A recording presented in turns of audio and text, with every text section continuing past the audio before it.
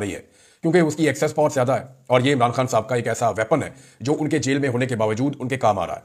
Social media के वैसे ही सारे पीछे पड़े हुए। पीटीआई ने भी एक बहुत बड़ी तैयारी की है, बाद में आपको बताता हूँ, लेकिन पहले इमरान खान साहब ने जो स्टेटमेंट दिया ये गौर से सुनने वाला है, क्योंकि ये स्टेटमेंट उन्होंने उस वक्त दिया जब उन्हें एक और मुकदमे में उनके हवाले से फैसला महफूज किया गया है, और मुकदमा है अलकादर यूनिवर्सिटी का, जिसे मशहूर किया गया है 190 मिलियन पाउंड के एक केस के साथ।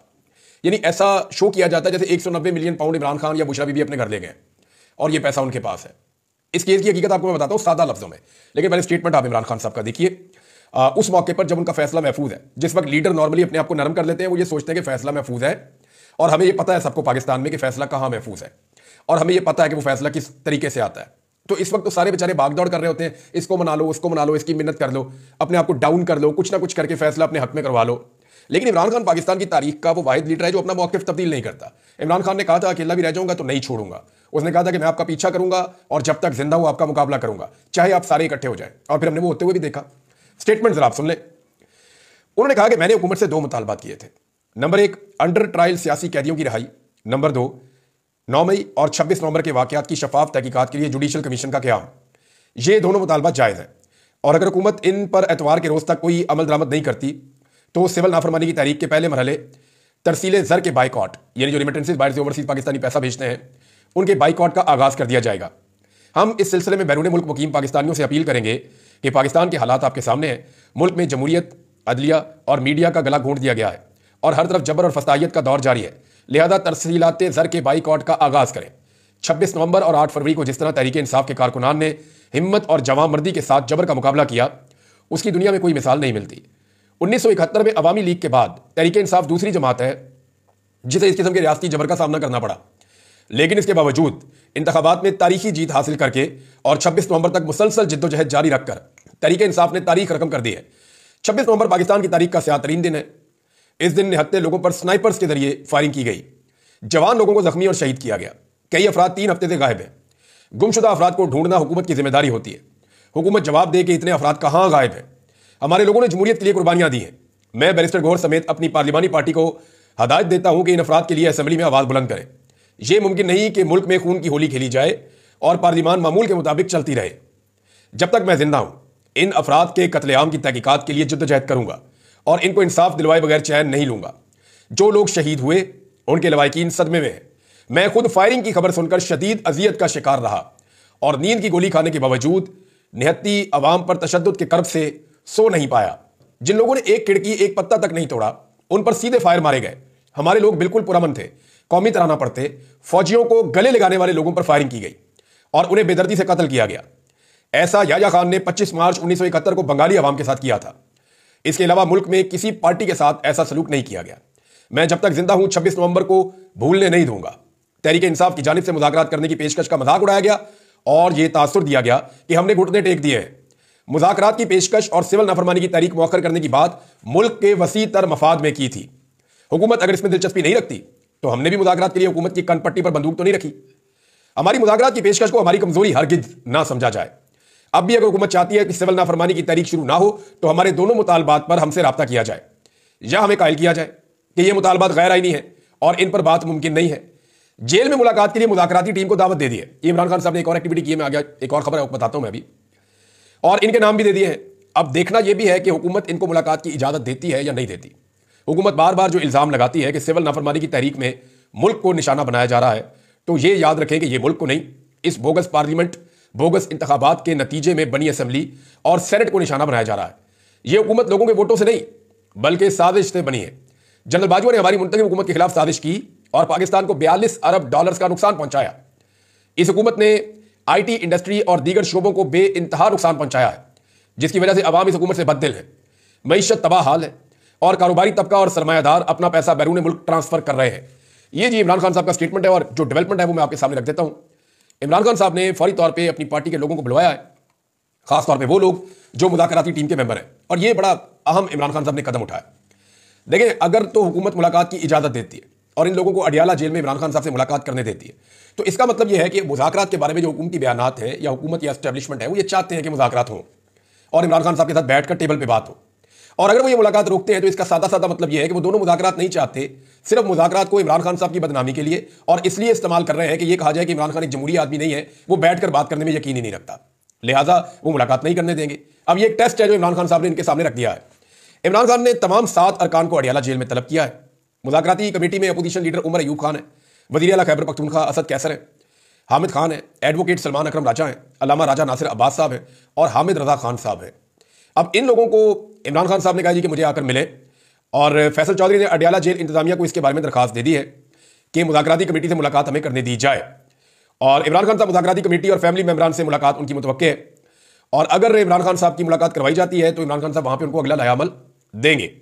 2 मुतालबात पूरे करने के लिए एतवार तक का अल्टीमेटम देते हुए इमरान खान साहब ने कहा था कि इसके बाद फिर सिविल नाफरमानी की तहरीक का मैं ऐलान करूंगा। हुकूमत ने अगर इस मामले से निपटना है तो ये मुलाकात करवाएं और वो बाहर किसी सोल्यूशन के साथ आए, हुकूमत के साथ बैठकर बात करें तो चीज़ें हल हो सकती हैं।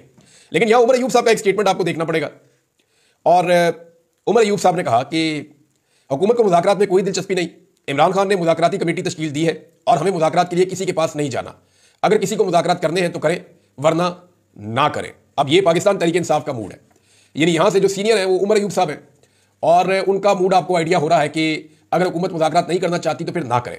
दूसरी जानिब इमरान खान साहब ने अपनी कंपेन को अपने हाथ में लेने का फैसला कर लिया है। ओवरसीज पाकिस्तानियों के सामने जो भी मुतालबात रखे जाएंगे वो इमरान खान अपनी सोशल मीडिया टीम के जरिए से रखेंगे और उनको इस बात का आइडिया हो गया है कि उनकी पार्टी के अंदर बहुत सारे लोग ऐसे हैं जो उनके बयानिए को बड़ा नरम करके या बड़े कमजोर अंदाज में पेश करते हैं, मादरत ख्वाना अंदाज में पेश करते हैं। लिहाजा इमरान खान साहब ने इसके लिए एक डिफरेंट स्ट्रेटजी जो है वो अब तैयार की है। अगली नाजरीन जो खबर है वो है अल कादर यूनिवर्सिटी वाले केस के हवाले से। अब इसमें फैसला महफूज कर दिया गया है, ये फैसला इमरान खान साहब के खिलाफ सुना दिया जाएगा, ये लगभग सारे लोग ही ये कह रहे हैं क्योंकि ट्रैक रिकॉर्ड है। जेल में इमरान खान साहब के जितने भी ट्रायल हुए वो सारे बड़े गलत तरीके से हुए, गलतियों से भरे हुए थे, ब्लंडर्स थे उनके अंदर और वो सारे केसेस उड़ गए बाद में। ये ट्रायल भी उससे मुख्तलिफ नहीं है, इसको भी उजलत में चलाया गया, रात 8:30 बजे तक आधी रात तक फैसला महफूज किया गया। अब वो पीर वाले दिन फैसला सुनाया जाएगा। अल कादर यूनिवर्सिटी वाला, इसको 190 मिलियन पाउंड का केस कहा जाता है। इल्जाम ये लगाया जाता है, जो इल्जाम है उसको आप समझे। इल्जाम लगाने वाले ये कहते हैं जी कि मलिक रियाज ने करप्शन की, पैसा ले गया बरतानिया में मलिक रियाज ने। अच्छा, अब अगली बात ये नहीं बताते कि मलिक रियाज ने उसके बेटे ने नवाज शरीफ के बेटे से फ्लैट खरीदा 18 अरब रुपए में। ये नहीं बताएंगे आपको ये 1 हाइट पार्क का सौदा हुआ था, कितने अरब में हुआ था ये आपको नहीं बताएंगे, ये आपसे छुपाएंगे, इसको पीछे रखेंगे क्योंकि नवाज शरीफ का नाम आ रहा है। बाद में वो पैसा वहां पे एनसीए जो नेशनल क्राइम एजेंसी बरतानिया की, उन्होंने वो पैसा जो है वो होल्ड कर लिया। अब वो 2 ऑफर्स थी पाकिस्तान के पास, या तो ये पैसा मलिक रियाज पाकिस्तान कोई केस ना करता और मलिक रियाज को कहता कि ये पैसा लेकर पाकिस्तान वापस आ जाओ और लाकर सरकारी खजाने में जमा करवा दो, एक तरीका ये था। दूसरा ये था कि पाकिस्तान ये करता कि बरतानिया को कहता पैसा अपने पास होल्ड रखे, हम केस करने लगे, ये आदमी करप्शन से पैसा लेकर गया यहां से, और वो साबित करने में 4, 5, 6 साल लग जाते थे, ये पैसा वापस पता नहीं आना था या नहीं आना था। तो इसमें कैबिनेट ने यह फैसला किया, इमरान खान अकेले नहीं थे, आप अकेले को फंसा ही नहीं सकते, पूरी काबीना को आपको उठाना पड़ेगा। इसमें आप असद उमर काबीना का हिस्सा थे, बहुत सारे इस वक्त वो लोग जो आज हुकूमत के साथ बैठे हुए वो काबीना का हिस्सा थे, वो सारे भी फंसते हैं। वो लोग जो आजकल एस्टेब्लिशमेंट और हुकूमत की आंखों के तारे हैं या उन्होंने उस तरफ डील कर दिए, वो लोग भी काबीना का हिस्सा थे, उनको भी उठाओ फिर सारों को। तो कैबिनेट का ये डिसीजन था कि जनाब ठीक है, ये जो पैसा है अगर ये वापस आ जाता है बगैर केस किए तो इसको सरकारी खजाने में जमा कर दिया जाए, क्योंकि मलिक रियाज के जिम्मे बहुत सारे वाजबात भी थे। तो ये पैसा जनाब पाकिस्तान कैबिनेट के फैसले के बाद मंगवा लिया गया। ये पैसा पाकिस्तान आया और पाकिस्तान आने के बाद ये पैसा सुप्रीम कोर्ट ऑफ पाकिस्तान के अकाउंट में चला गया। सुप्रीम कोर्ट ने इसको इन्वेस्ट भी किया, इसके ऊपर और पैसा भी कमाया। सुप्रीम कोर्ट के ऊपर भी कोई मामला नहीं उठाया जा रहा, उनसे भी नहीं पूछा जा रहा कि आपने ये पैसा क्यों लिया। सिर्फ इमरान खान अकेले को फिक्स किया जा रहा है एक केस में जो कानूनी तौर पे मुमकिन ही नहीं है, ऐसा हो ही नहीं सकता। अच्छा, इल्जाम ये लगाया जाता है कि इमरान खान साहब ने इसके बदले में अल कादर यूनिवर्सिटी के लिए मलिक रियाज से फंड लिया। इमरान खान ने आज तक बड़े बड़े इदारे बनाए हैं, मलिक रियाज फंड ना भी करे तो वो बना सकता है। आज इमरान खान अनाउंस करें अल कादर यूनिवर्सिटी जैसी 5 यूनिवर्सिटियां पाकिस्तान में, तो 1 साल के अंदर वो बन जाएंगी, चाहे इमरान खान साहब जेल में ही हो, पूरी दुनिया उनको फंडिंग दे देगी। तो मलिक रियाज ने अगर फंडिंग दी है तो वो एक नेक काम के लिए दी है, और बेशुमार और लोग भी फंडिंग देते हैं। अब वो जो पैसा आ रहा है वो कहां से कमा रहे हैं फंडिंग देने के लिए, इसका हिसाब तो किसी कानून में देना नहीं पड़ता। और बेशुमार ऐसे लोग हैं जो शौकत खान को फंडिंग करते हैं, नोबेल यूनिवर्सिटी को फंडिंग करते हैं, दीगर इदारों को, जमात इस्लामी को फंडिंग करते हैं, बहुत सारे इदारे ईदी को फंडिंग करते हैं, आलमी सतह पर और इदारे उनको भी फंडिंग की जाती है। तो ये जो है इमरान खान साहब ने खैराती यूनिवर्सिटी बनाई। इमरान खान साहब खुद कह चुके हैं और उन्होंने बताया कि 2021 में नैब ने इसके ऊपर एक बाकायदा इंक्वायरी की थी और इंक्वायरी करके एक मीटिंग में तमाम लोग बैठे थे सीनियर, और उन्होंने इस केस को बंद कर दिया था कि ये केस बनता ही नहीं है। जो नैब का अगला ऑफिसर आया चेयरमैन, उसको कहा गया, उसने कहा ये बनता ही नहीं है। फिर अपना बंदा लाया गया और उसके जरिए से जो अभी चेयरमैन है उसके जरिए से इमरान खान के खिलाफ ये केस बनाया गया है। नैब के अंदर ये उसूल है कि एक इंक्वायरी बंद हो जाए तो दोबारा नहीं खुलती, लेकिन इसको दोबारा खोला गया है इमरान खान साहब को फिक्स करने के लिए। एक चीज और भी है इसमें, और ये हम सबको याद रखनी पड़ेगी कि नैब में तब तक आप किसी पे केस ही नहीं कर सकते जब तक कि आप पर्सनल फाइनेंशियल गेन साबित नहीं कर देते। यानी आपको कम से कम ये एलिगेशन लगाना पड़ेगा कि इस आदमी ने ये फायदा या मफाद हासिल किया। वो जो पैसा बाहर से आया 171 मिलियन पाउंड, वो कभी इमरान खान के अकाउंट में नहीं गया, कभी किसी ट्रस्ट के अकाउंट में नहीं गया, कभी इमरान खान साहब के किसी रिश्तेदार के अकाउंट में नहीं गया, वो सुप्रीम कोर्ट ऑफ पाकिस्तान के अकाउंट में सरकार के खजाने में गया। इमरान खान का उससे कोई लेना देना नहीं था, तो इमरान खान उसके लिए बेनिफिशियरी कैसे हुआ? अब वो जो ट्रस्ट बना हुआ है दूसरा, जिसके अंदर यूनिवर्सिटी चल रही है, उसका भी इमरान खान से कोई लिंक नहीं है। उसका 1% भी बेनिफिट या माली फायदा ना इमरान खान को है, ना उनके खानदान को है, ना किसी जानने वाले को है। उसका फायदा हो रहा है जो बच्चे वहां पे पढ़ रहे हैं। तो एक खैराती इदारा बनाने के लिए क्या कोई आदमी करप्शन करेगा? मेरी सोच से ये बात बाहर है, लेकिन इमरान खान साहब को इसमें सजा होनी है, ये इमरान खान साहब को भी पता है और पूरे पाकिस्तान को पता है, क्योंकि ये ट्रैक रिकॉर्ड है। पाकिस्तान तहरीक इंसाफ ने नाज़रीन एक नया काम शुरू किया। पाकिस्तान तहरीक इंसाफ का जो सोशल मीडिया ना, वो इस वक्त मेन टारगेट है, उसको पॉइंट ब्लैंक पे रखा हुआ कि इसको फिनिश कर दो। और उसके लिए जो है पाकिस्तान तहरीक इंसाफ के अपने अंदर से भी आवाजें उठती हैं, बाहर से भी आवाजें उठती हैं। हर जानिब से कोशिश की जा रही है कि इमरान खान साहब की जो वाहिद ताकत है सोशल मीडिया, उसको खत्म कर दिया जाए। इमरान खान साहब को उनका असर खत्म हो जाएगा। मैंने आपको कई दफा कहा कि ओवरसीज पाकिस्तानी और सोशल मीडिया, ओवरसीज पाकिस्तानी तो डट के खड़े और उनको सपोर्ट मिलती है सोशल मीडिया पे और वो अपना काम तेजी से कर रहे हैं। सोशल मीडिया को कंट्रोल करें तो काफी हद तक ओवरसीज पाकिस्तानियों को भी कंट्रोल किया जा सकता है। पाकिस्तान में तो सोशल मीडिया को बैन कर दिया जाता है, लेकिन बाहर कर नहीं सकते आप। इन वेबसाइट्स को आप बंद नहीं कर सकते, एप्लीकेशंस को आप छीन नहीं सकते लोगों से। तो अब हो यह रहा है कि तहरीक इंसाफ ने पाकिस्तान में अपने सोशल मीडिया को मजीद मुतहर्रिक करने का फैसला किया है।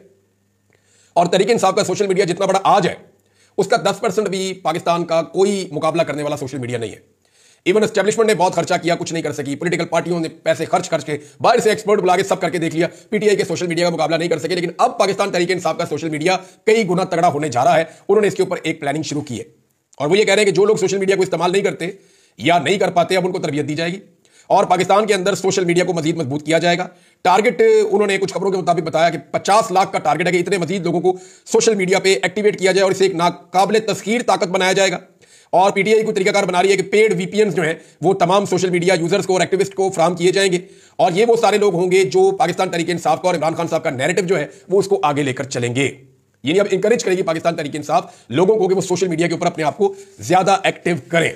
अमरीकी पाबंदियों के हवाले से नाज़रीन पाकिस्तान का रद्देअमल है, जरा रद्देअमल थोड़ा सा मैं आपको बता दूं और फिर एक चीज मैंने आपको और बहुत इंपॉर्टेंट बतानी।